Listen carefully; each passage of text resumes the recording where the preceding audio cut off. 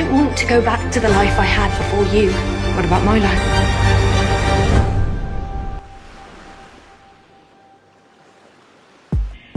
Hai teman-teman, balik lagi dengan aku David di channel YouTube The Movielog. Kali ini aku akan membahas daftar film yang layak kita tunggu di tahun 2020 ini. Pas banget ini menjelang akhir tahun, dimana menjelang akhir tahun ini biasanya mulai dirilis film-film yang biasanya masuk dalam award ya, dalam Oscar, Golden Globes, terus BAFTA dan lain-lain. Dan film-film yang aku bahas kali ini, kategori apa yang membuat film-film ini layak kita tunggu adalah aku lebih fokusnya ke tipe-tipe film yang biasanya masuk dalam award yang tak lain tak bukan Oscar 2021.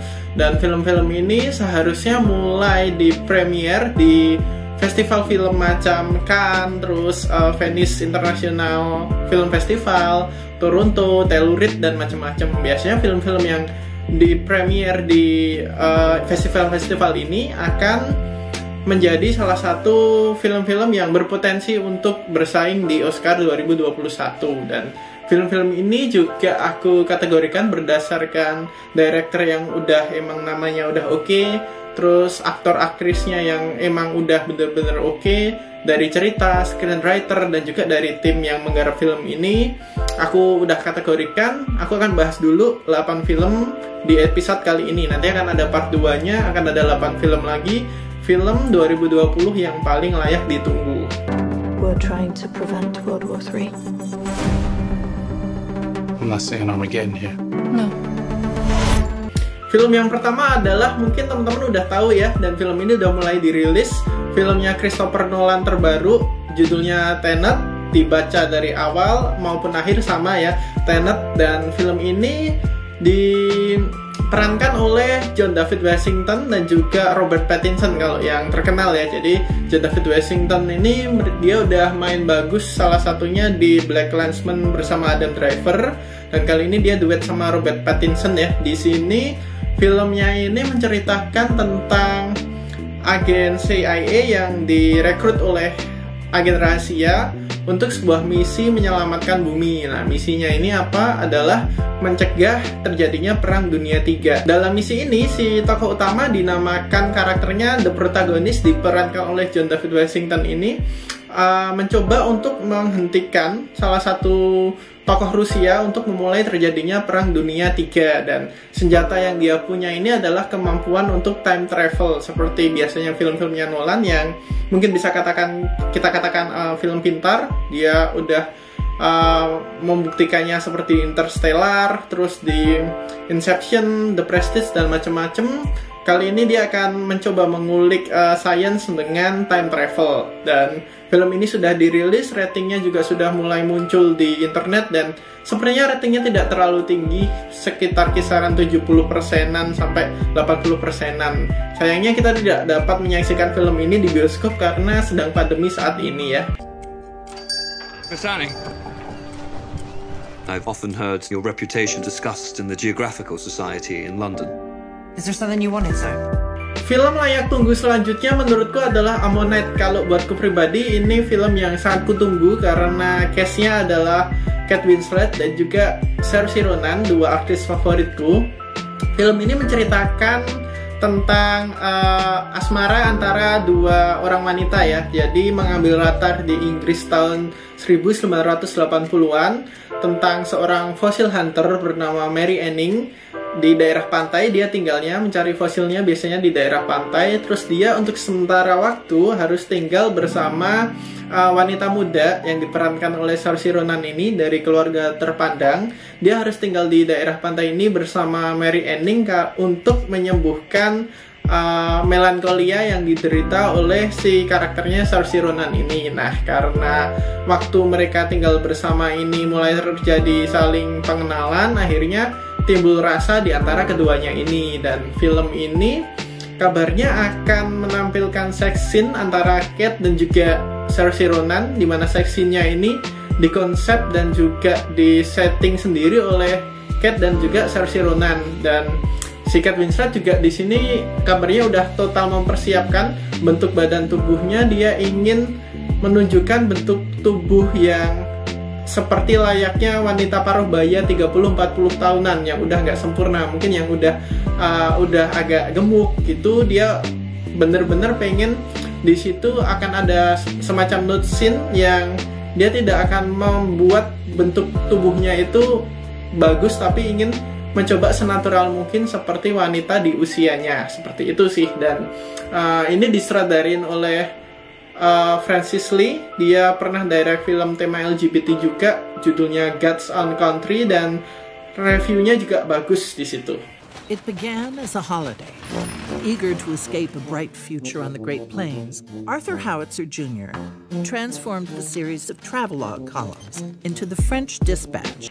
Film layak tunggu selanjutnya adalah The French Dispatch. Ini film yang ditunggu-tunggu buat fansnya Wes Anderson atau teman-teman yang suka dengan film dengan visual yang menyenangkan. Ini adalah jawaban yang tepat karena Wes Anderson biasa dikenal dengan visual yang menyenangkan seperti di Grand Budapest Hotel, Fantastic Mr. Fogg, terus The Royal Tenenbaums, dan berbagai filmnya yang nyentrik dengan visual yang sangat menyenangkan. Film ini akan menceritakan tentang sebuah kantor majalah atau berita berjudul French Dispatch. Nama kantor beritanya ini settingnya di Prancis tahun 1800-an kalau nggak 1980-an gitu. Dan cast-nya di sini juga rombongan cast yang biasa dipakai Wes Anderson macam Bill Murray, Edward Norton, terus Tilda Swinton, terus juga di sini ada Timothée Chalamet, ada si Léa Seydoux, terus ada juga Saoirse Ronan. Cast-nya banyak banget dan di sini ada 7 pemenang Oscar yang siap meramaikan film ini. Jadi ditunggu aja, harusnya film ini rilisnya summer ini, tapi mungkin di Indonesia kita bisa nontonnya menjelang akhir tahun. Film layak tunggu selanjutnya adalah Mank. Ini adalah film yang akhirnya dirilis oleh David Fincher setelah terakhir dia garap film itu adalah di Gone Girl tahun 2014 untuk single movie.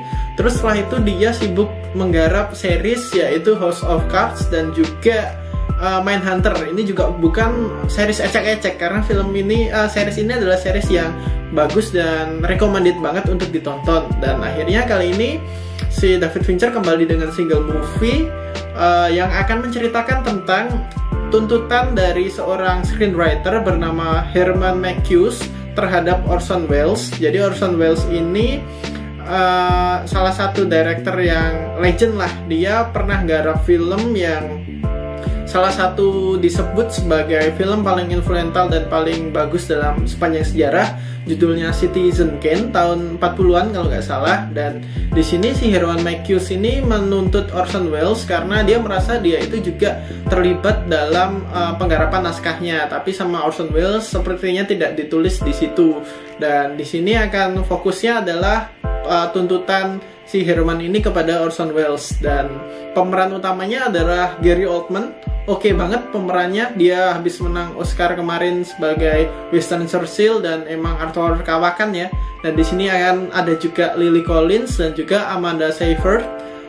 Film ini digarap dengan konsep hitam putih karena emang settingnya udah lama. Terus dirilis juga di Netflix. Ini juga menyenangkan sih jadi penikmat Netflix karena dia juga merilis film-film yang juga Oscar material setelah sebelumnya macam dia ngerilis seperti Roma, terus The Irishman, Marriage Story. Tahun ini dia salah satu rilis film yang layak untuk dijagokan di award adalah Mank-nya David Fincher ini.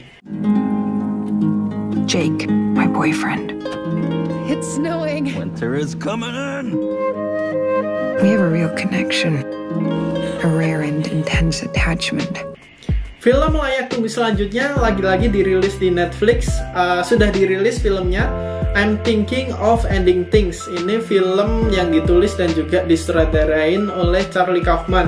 Kalau teman-teman belum tahu Charlie Kaufman, dia itu biasanya nulis film surreal ya, macem Eternal Sunshine of the Spotless Mind, terus Being John Malkovich, dan juga Synecdoche New York. Jadi filmnya ini kan memang film surreal, jadi emang sedikit absurd, mungkin aneh buat sebagian kalangan, bukan tipikal tontonan film orang umum ya. Dan filmnya biasanya juga bikin mikir, tapi setelah kita berhasil ngulik film-filmnya Kaufman, kita akan dapat deep meaning lah dari film-filmnya Kaufman ini. Dan kali ini I'm Thinking of Ending Things ini menceritakan tentang cewek yang pergi ke rumah orang tua pacarnya ya. Mereka pergi bersama, terus akhirnya terjebak badai salju di sana, dan mulailah game permainan mikir terjadi di rumah si keluarga pacarnya ini. Dia akan ada banyak pertanyaan yang membuat kita mikir. Aku sendiri belum tahu persis sinopsisnya seperti apa, tapi kita udah bisa menontonnya dan rating juga udah keluar, dari kritik juga udah keluar. Ini salah satu film yang layak ditonton tahun ini. Nothing is more confused than to be ordered into a war to die without the faintest idea of what's going on. Be safe. Film layak tunggu selanjutnya lagi-lagi adalah dari Netflix. Film ini adalah film perpisahannya Chadwick Boseman, pemerannya T'Challa alias Black Panther ya. Film ini disutradarain oleh si Spike Lee, sutradara nyentrik yang biasa mengangkat film dengan tema kaum kulit hitam dengan deep meaning macam Black Klansman, Do the Right Things, dan juga Malcolm X. Dia adalah sutradaranya, dan film ini lagi-lagi dirilis di Netflix. Ada tontonan bagus lagi yang bisa ditonton. Ini filmnya udah rilis, trailer udah rilis, dan udah bisa disaksikan di Netflix juga. Film ini kurang lebih menceritakan tentang satu tim rombongan antara 4 atau 5 orang keturunan etnis Afrika Amerika. Mereka itu veteran perang Vietnam yang akhirnya kembali lagi ke Vietnam untuk menjemput mantan pimpinan regu mereka dan juga cari harta karun yang tersembunyi di Vietnam itu sendiri. Dan film ini bagus atau enggak, ratingnya udah mulai keluar dan kalian udah bisa komentar sendiri. Tapi kalau dari direkturnya sendiri, Spike Lee, aku yakin film ini layak lah untuk ditonton.